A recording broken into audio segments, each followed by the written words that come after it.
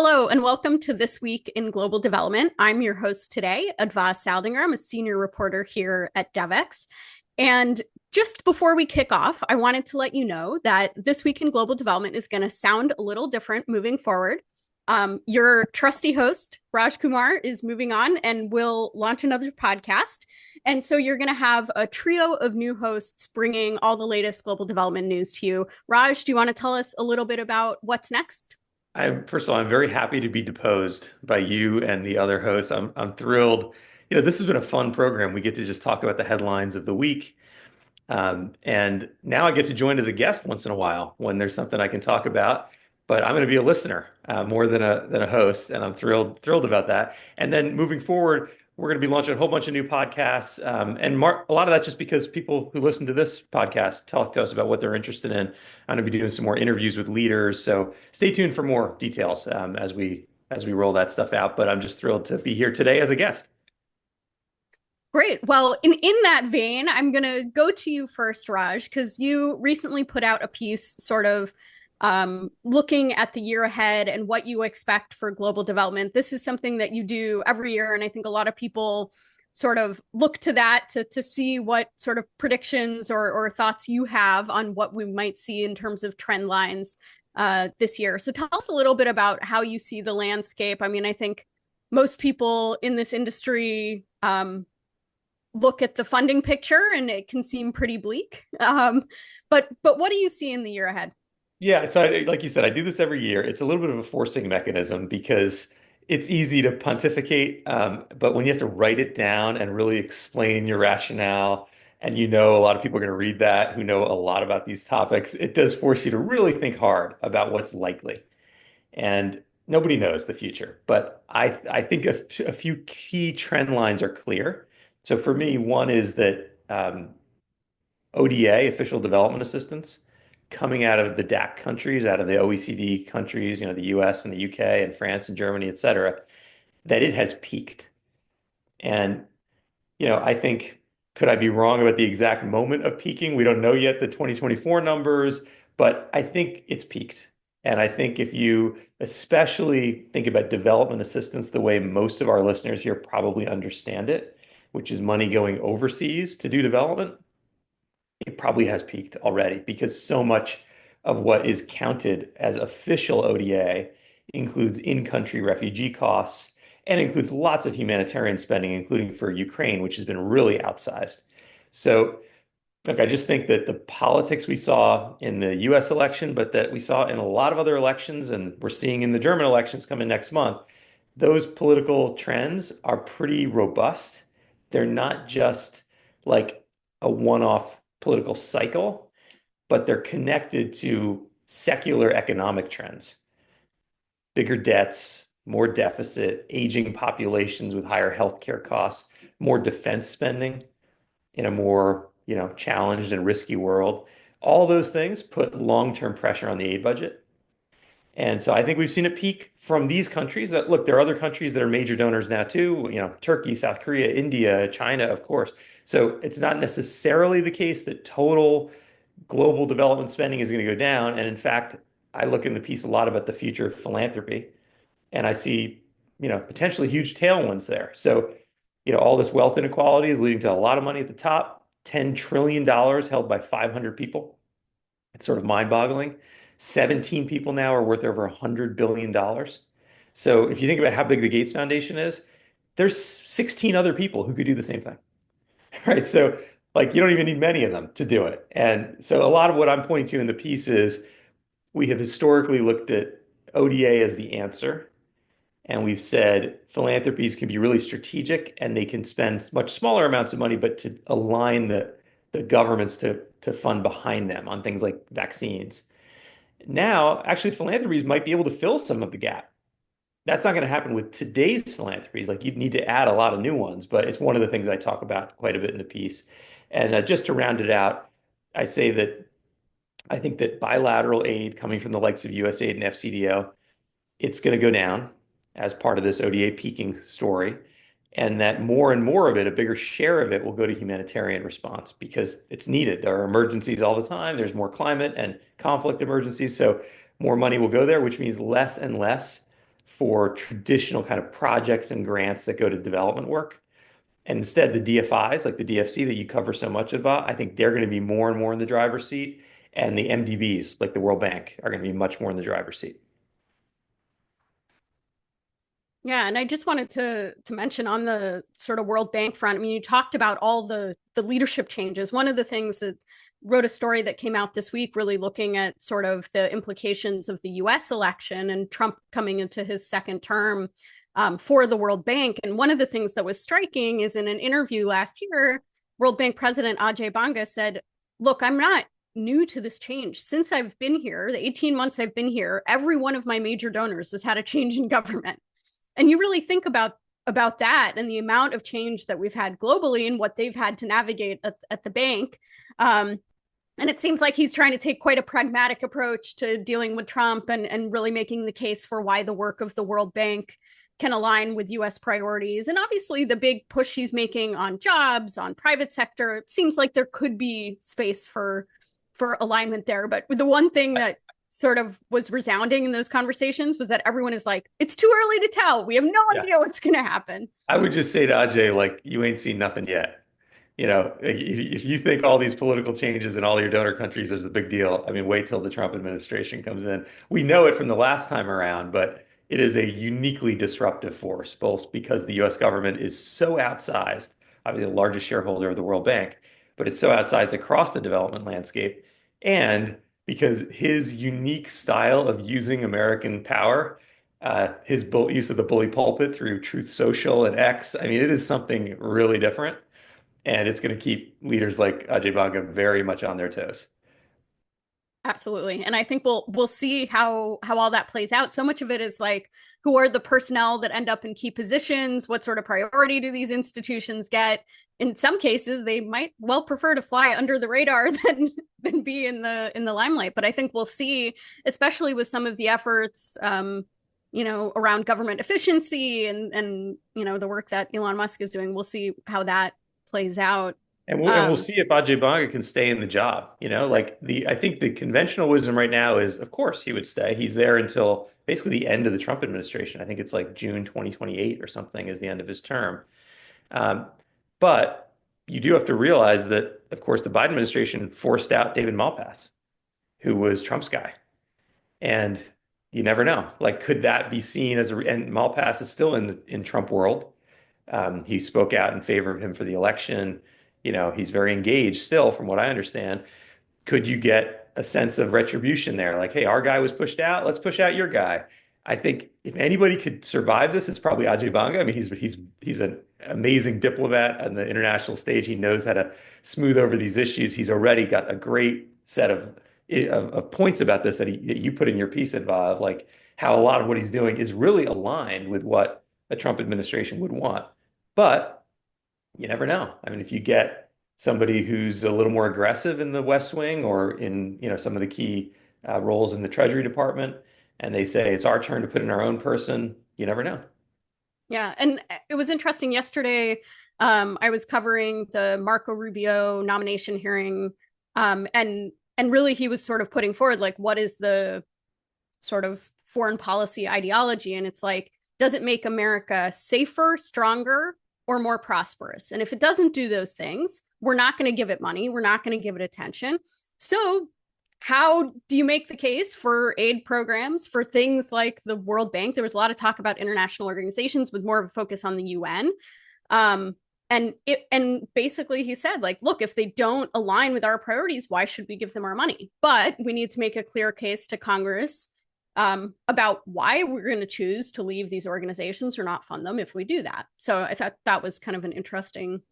Yeah, I talk about this a little bit in my piece too, just saying I think the UN is in the biggest trouble for exactly those reasons, and that the US government doesn't have as much of a voice in the UN agencies, even though it is often the largest donor by far.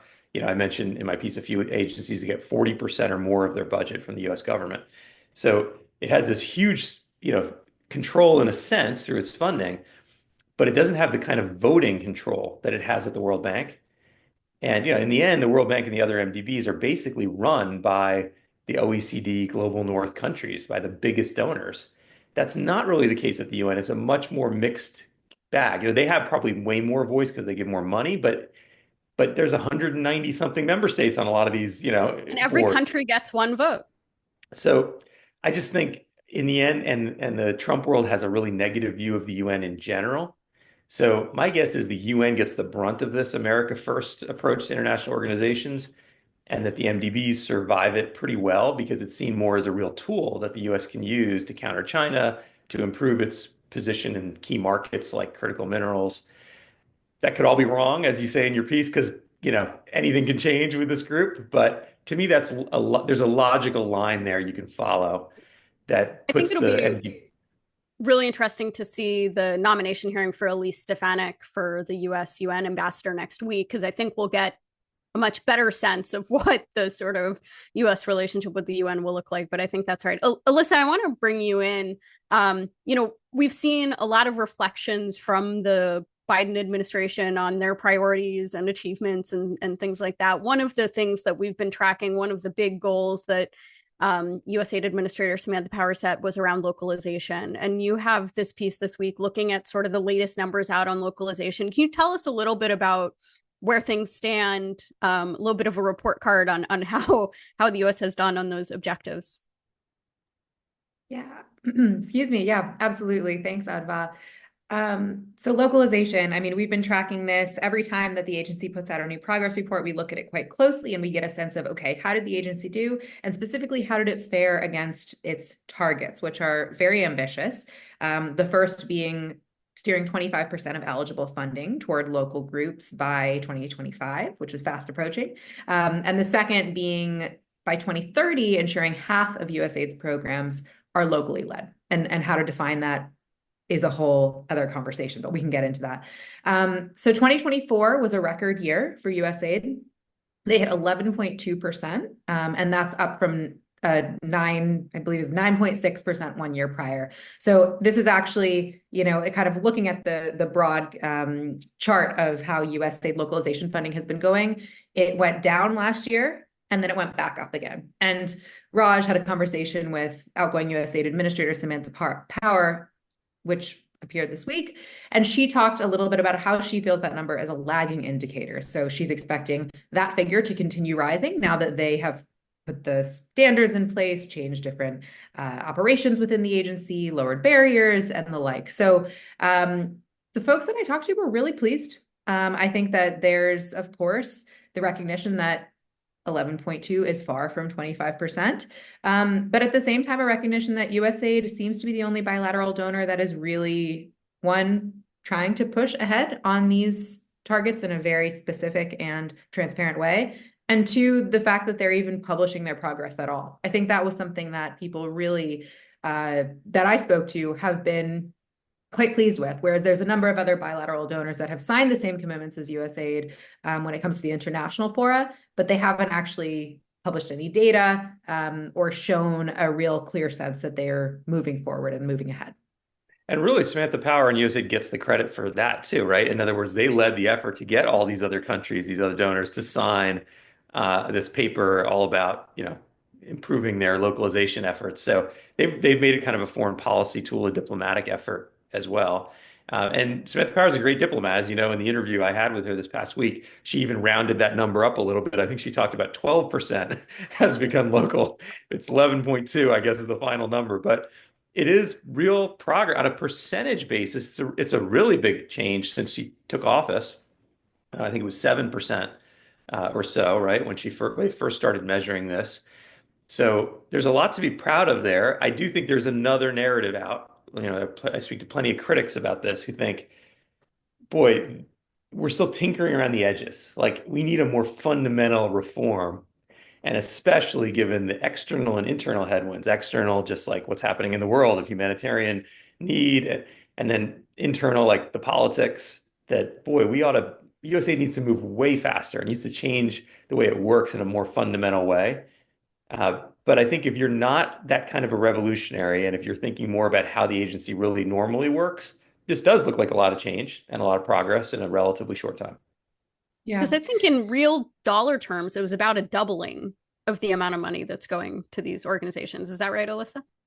Yeah, since the announcement was made in 2021. So, and also just to dip in a little bit to Raj's point there about the 12 versus 11.2. So in their last calculation, their most recent calculation, USAID actually added government to government funding. Now that's something that they haven't done in the past. So we at Devex in our analysis, though we mentioned that and get into a little bit about the difference there, we've stuck with that 11.2 because it's more of a reflection of comparative years. So that 11.2 is, money that's going directly to local orgs, not to say the government of, Uganda or so to speak. So yeah, the cash though is a big deal. Adva, as you mentioned, it was a doubling. So it went from this past year was 1.9 billion. So that's funding going directly to local groups. That was up from 1.5 billion in 2023. But since that announcement was made in 2021, it's about double. So if you think about that in terms of that extra billion, it's significant. But like Raj said, people want more, people want faster. And this is something that in the interview that we aired earlier this week, Samantha Power definitely recognized, right? That this is a process that takes time and it's been slow. So we'll see where things go next in terms of the changing administration. All kind of indications are that USAID under Trump will continue to really make this a priority. Whether they'll stick with Samantha Power's targets of 25%, we'll see, or whether they'll go back to more of a journey to reliance type approach under Mark Green, the former administrator. So we're kind of waiting to hear how that'll all shake out once the new administrator is officially announced. And what will happen to the denominator? Like if the total budget shrinks a lot, 25% can be easier to achieve in some ways, right? Just fund the same local orgs. Yeah, it's a very interesting thing when you see how much politics gets into these issues. I mean, you look at Publish What You Fund, you mentioned them in your piece, and they did their own calculation and said, based on like what they would really consider local funding and what they would really consider the denominator, it's like half as much is going. So instead of 11 something, it's like, 6. And boy, that still feels like a small amount compared to, 95, 96, 93% or whatever going out to other big international orgs or big contractors or implementing partners. It just seems like if you really believe the agency has to change fundamentally, it's got a long, long way to go. So it all depends on how you're looking at it. And it depends Yeah. on how you're defining these things too, right? I think that's where a lot of the debate has been. And that second indicator, right, on locally led developments, like, okay, are you giving money to local organizations to execute a program that was designed in Washington? Or do they have control over, and a lot of people would argue they have more knowledge of what the local community might actually need and what might be successful, but do they actually have the ability to carry that out or to be adaptable, et cetera, which a lot of the current contracting mechanisms don't really allow for. I wanted to, Elissa, go ahead. Yeah, no, and just to also throw some light onto that particular target and just let listeners know how they fared there. We spend a lot of time, the global development community spends a lot of time on that first indicator, but many feel the second is actually just as, if not more so important. So this year it was 35%. And over the last couple of years, they've tinkered with the way in which, how do you define if a program is locally led, if the money's coming from USAID?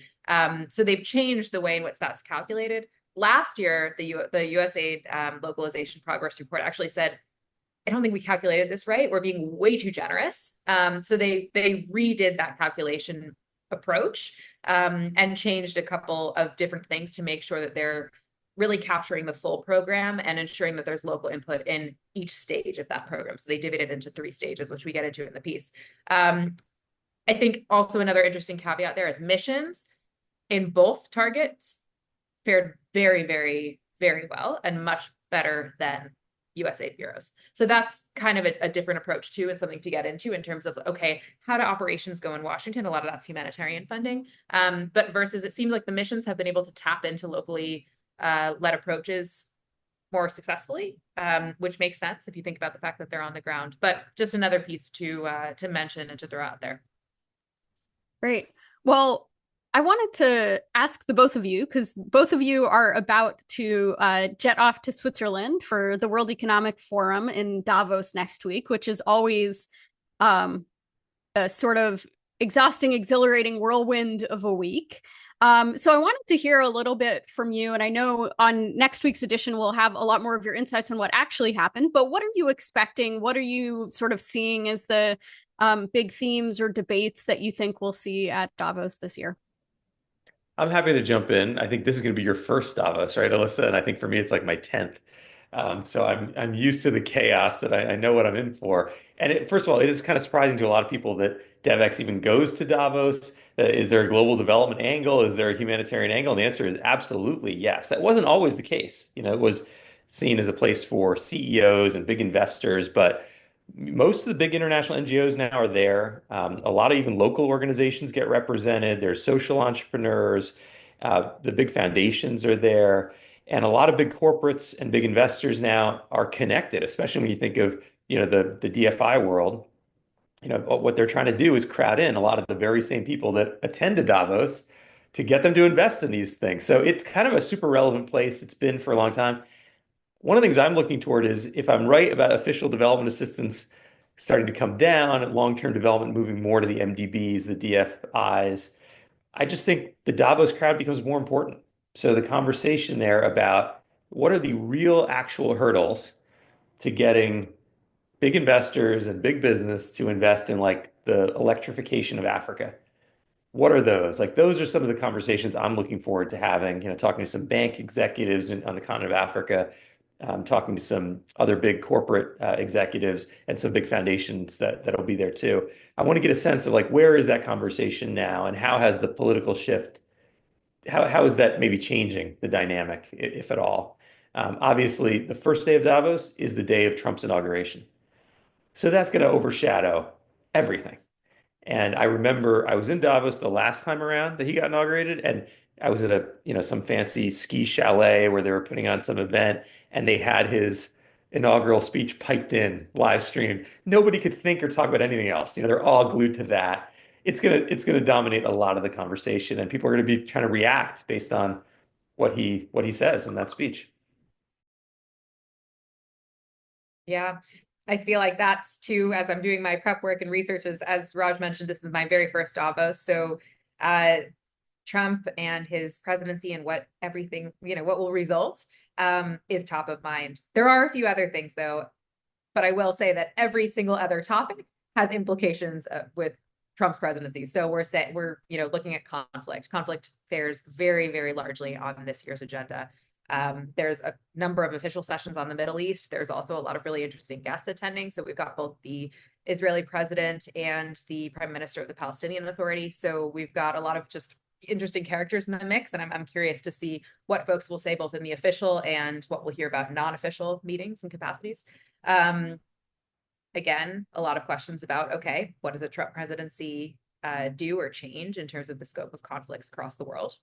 There's also climate, which is a huge, as it typically usually is, focus of this year's event. I think there's more sessions, I think, on climate, at least last time I checked, than even artificial intelligence, which was the theme or is the theme of this year. And again, how will business and climate and civil society fare under a Trump administration that has seemed to be pulling away from a lot of that? So again, another question. Something else is just, a key tenet. I think a lot of criticism that Davos gets is this inequality piece, and Oxfam is delivering its annual report, which will come out this weekend, about inequality and how the world is faring. And then I believe their executive director will be on site to kind of go through and explain some of those questions and answers. So there's a lot there. There's a lot going on. As Raj said, the development agenda for Davos is broad. And there's a lot there for our community to watch out for. And one of the particular areas I'm always interested in is technology, because you get a lot of technology, what they call tech pioneers that they bring into Davos who are doing some really interesting tech work at the cutting edge and often in global South countries. And so I love meeting with them and figuring out what's like really working, let's say, in AI for healthcare in India. And so in a way, one year during the pandemic, they had to move Davos to the spring. It was held in May, just because of the pandemic. And a lot of people were walking around and the weather was beautiful. There was no snow on the ground. Yeah, And it they're was like, wonderful. right. It's like, let's do this again. Why don't we do? And I think one reason they said, no, we're going to bring it back to the usual time in January is it has a real narrative setting purpose. Like it's right at the beginning of the year.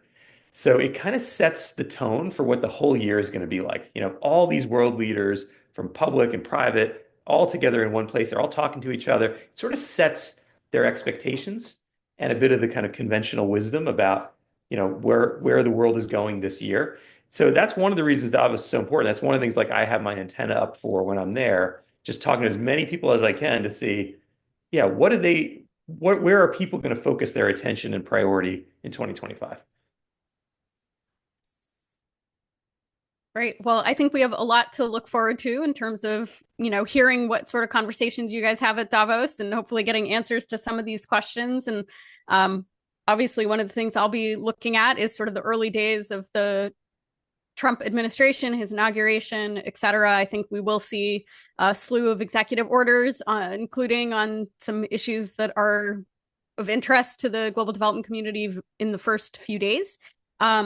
So just wanted to thank you, Raj, and thank you, Elissa, for joining today.